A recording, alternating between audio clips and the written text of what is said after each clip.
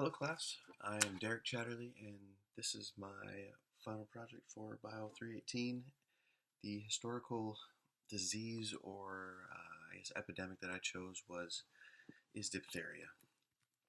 This word diphtheria comes from the Greek root word of diphthera, which means leather. And leather is indicating this tough, leathery texture that's part of the pseudomembrane that forms in the throat. Perhaps one of the earliest documented cases of this disease and symptoms correlating to it was found in Hippocrates' Epidemics 3,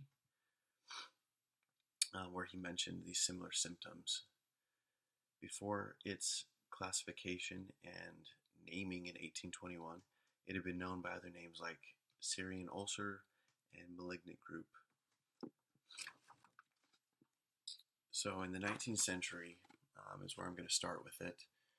In a town called Tours, France, this is where a surge of sickness had ran through Europe and France in particular. And for the next few decades, it really never left France. It kind of stayed in there, and sometimes numbers got lower and cases subsided a little bit, but then it would surge back in, and it kept doing this for a lot of years. So during this time, I mean, it really didn't affect, there wasn't a difference between who it affected, rich, poor, kids, adults, just anyone in this city in particular. Through the years 1855 to 1857, there's documented 366 deaths occurring, and 341 of them were children, younger than 10. So for this reason, they called this disease the plague for children. And it was believed that this disease targeted more so children, specifically poor children in those areas. And then as it passed through families' homes, some left really unscathed, untouched, and didn't really suffer loss or sickness.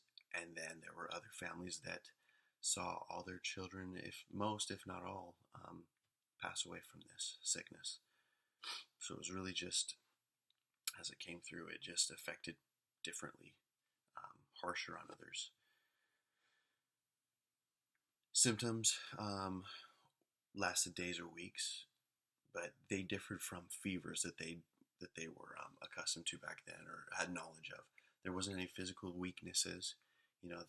Vomiting, nausea. Affected people would be up and around walking in their rooms just an hour or 2 hours before they ended up dying. So it really didn't indicate any sort of weakening of the body. It was more so breathing and taking anything into the airway. But it was considered a death sentence once symptoms showed.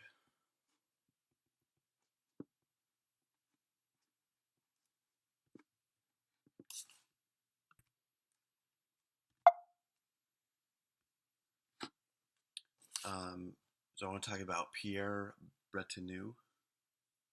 I know I'm messing that up, but he was a French physician. He was a big proponent, believed in the germ theory for disease. Now it said that this was about 20 years before Pasteur, but this is the kind of the way of thinking that he realized was that it was germs that was affecting the throat, the larynx. So he was had a very strong conscience of his need to treat and cure patients. It was very important to him to do what he could to help them. He favored local treatments, so he would use things, and I'll talk about this later as well, but he would apply zinc sulfate, silver nitrate into his treatments. He believed that the pseudomembrane was obstructing the larynx and needed removal. So in order to do this, you had to perform a tracheotomy.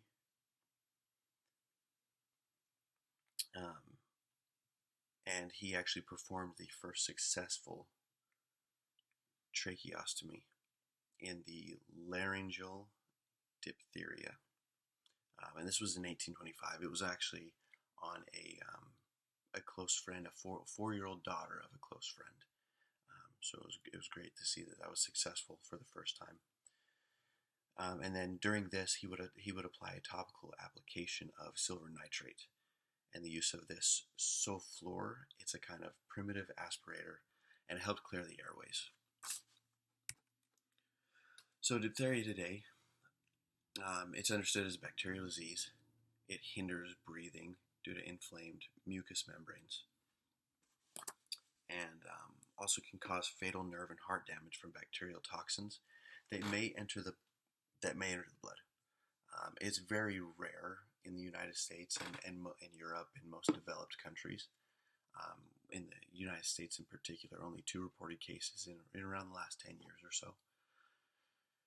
And this is because as developed countries develop more, they have these immunizations and these